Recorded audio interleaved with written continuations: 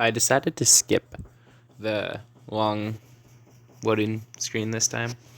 So this is basically going to be a redone video of my Genshin tips and tricks, but I'm hoping the audio quality is a lot better. Come on, game.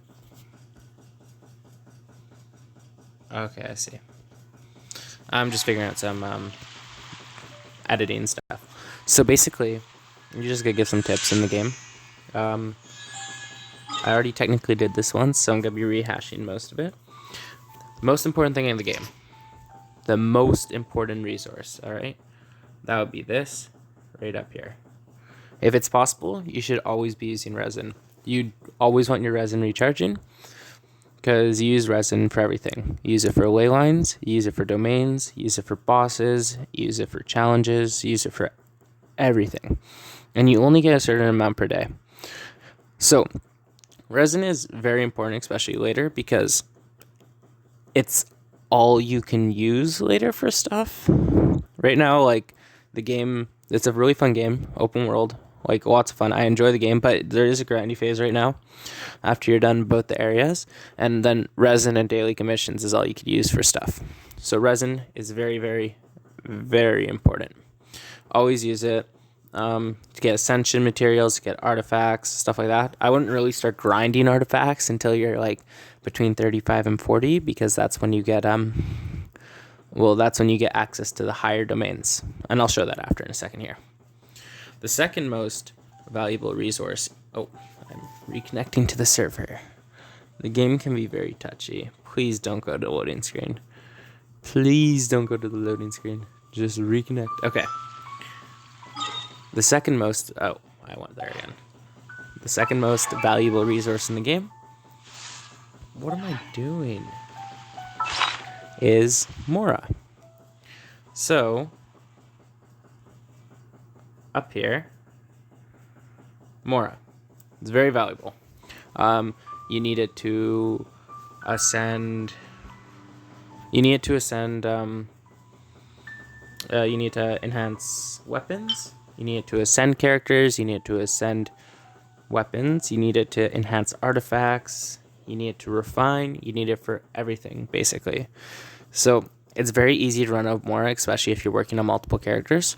A lot of people would say working on multiple characters is the wrong thing to do. What a lot of people do, and it's the most meta thing to do, technically, is to work on one character. Have one main DPS. So someone who does a lot of damage, preferably Pyro, Electro, even Cryo, because they have the best elemental reactions, in my opinion. And put everything into that one character. Make them head and shoulders above the rest. And then kind of work on the others a little bit. So the most meta thing to do, and I'm not doing it, technically. I do worry the about most meta thing to do is to get one character to be the highest level, best weapon, max artifacts, and then have everyone else below. Like, instead of level 60, like level 40 or level 20. Because you can beat the Spiral Abyss with one character with a bunch of elemental reactions. So I could just go in with Shungling, have like level 20 Fischl or a Cryo character like Kiki, and then just get a bunch of bonuses off elemental reactions. Technically, your other three characters in this situation don't really matter, except their skills. However, I like playing a lot of characters, and I think it does a disservice to some of them to not use them, so I've focused on a decent amount of characters. Gotten a decent amount of them to higher levels, when I probably shouldn't have, but I have.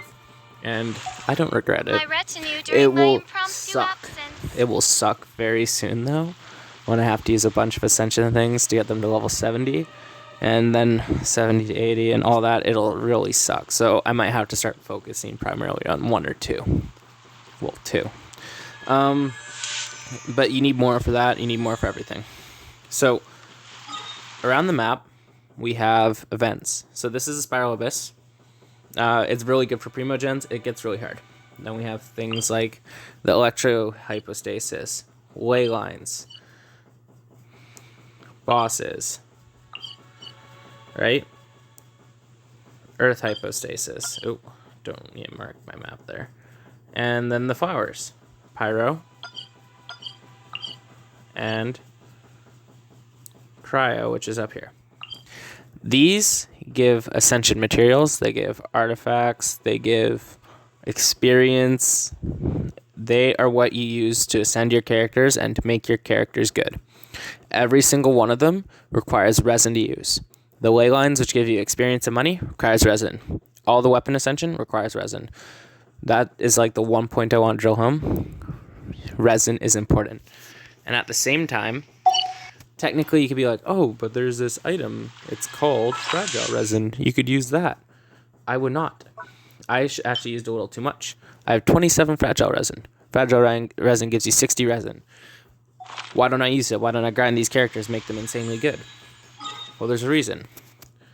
If I just go to a domain over here, let's just chart. Artifacts are the best ones for this. So, we'll go here. Midsummer Court. It takes the exact same amount of resin to do it at 1 and gain these blue artifacts and green artifacts, and to do it at 45. So why would you use your fragile resin, which is the only other way to get resin other than primogens, which I like to use for summoning, to be honest. It's the only other way to get resin other than time or primogens. Why would you use it to get blue and green artifacts when you could use the same amount a little like later on to get purple and gold? So save it, stockpile it, and then when you want to ascend a weapon or grind an artifact, you could use a bunch. Weapon ascension material is a really good example. Some you could only get a couple days of the week. And then what if you get unlucky? And then it's gone the next day. So you would want to grind it all in that one day. And then with the amount of resin you got, you only technically get 6 tries because it's 20 per domain. So you're not going to get everything within those 6 tries. Usually not, anyway. So you'd want to use the fragile resin then to grind it out, get good ascension materials, so on and so forth.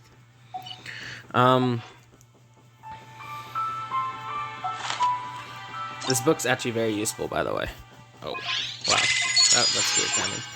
So this book here, it shows you all the locations of domains for artifacts, for weapon ascension material, and for talent level up material.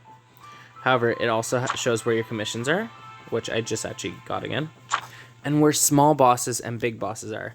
And all these small and big bosses all drop material you need to ascend characters. Miss Grasspollen, used to ascend characters, right? Wayline Leaves, used to ascend characters. So if you ever want to find these, you can just hit navigate and it'll point them out on the map. So if you really need to grind a specific character, that's the best way to do it for those things. Just go into your book and find where it is on the map. This game has a pity system, which is very, very good, unlike other gacha games. So every 10 summons, you are guaranteed a 4-star, no matter what. So you can do 10 singles and get a 4-star. Every 10 summons, ooh, you're guaranteed a 5-star. Who is it?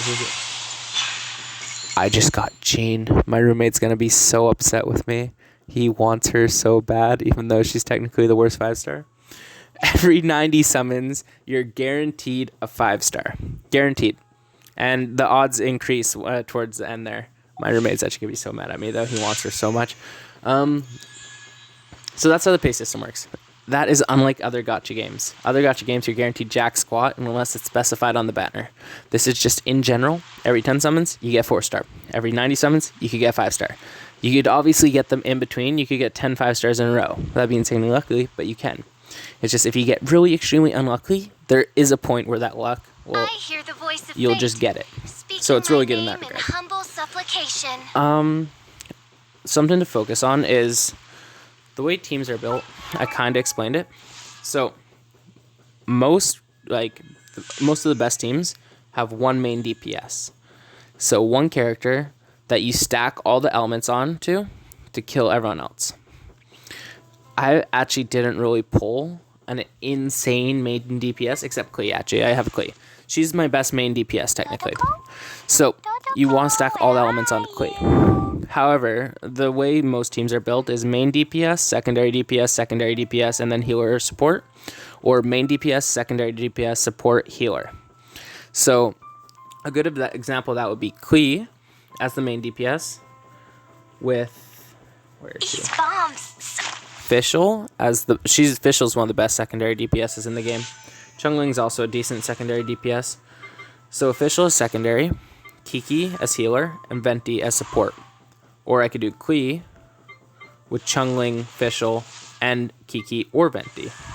Because Venti's a good support who does a lot of damage, and Kiki's a good healer. I do worry about the well-being of my retinue during my impromptu absence. One thing a lot of people may miss, weapons are important.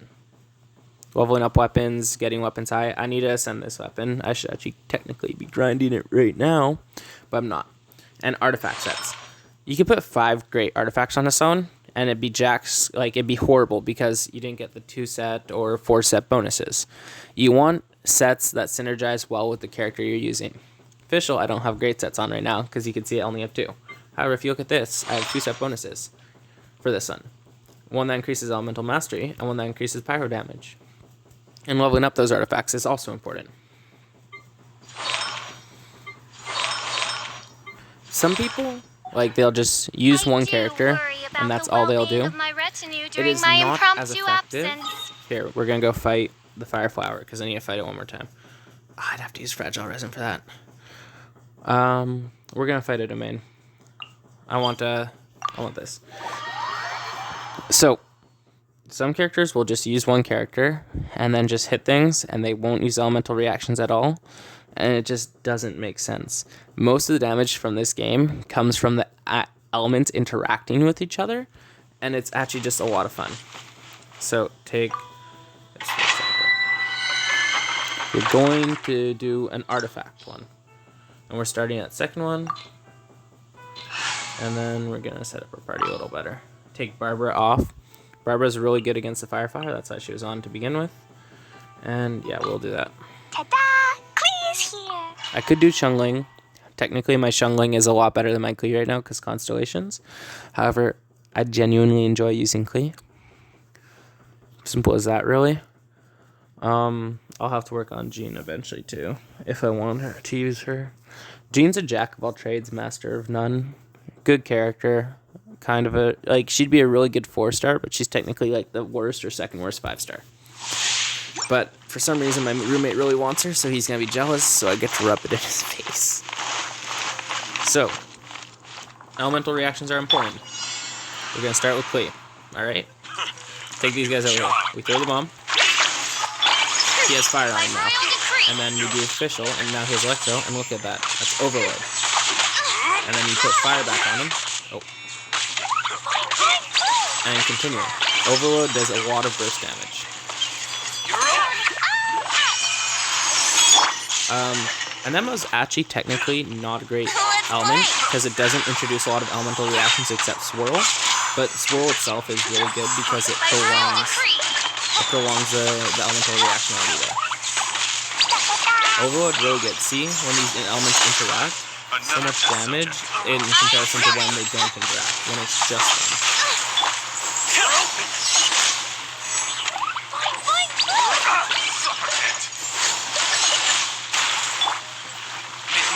Phantasmagoria. I should actually heal. Kiki. Actually, we can heal them.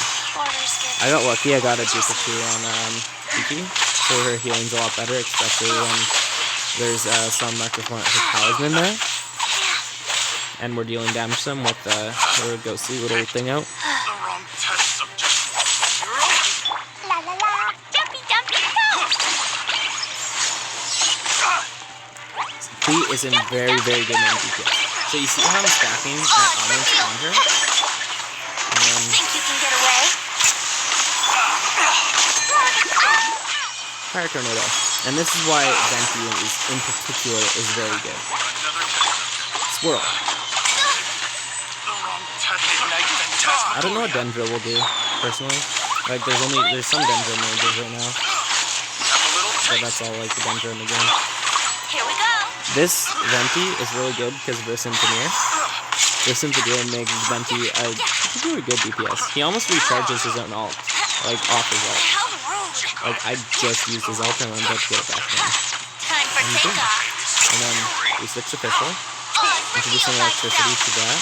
And a little fire in there. And then lost them all there. The wrong test subject. Actually, I need heal. Life goes on. This guy's a little annoying just because he disappears sometimes. Let's play. Elemental reactions are very important. It's just as simple as that. Reveal thyself. Sacred. Let's mark this guy. Watching preserver.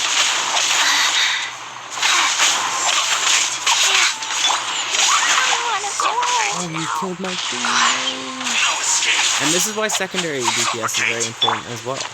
Just because, you know, if he kills the main DPS, they could do stuff. Fräulein. Brace yourself.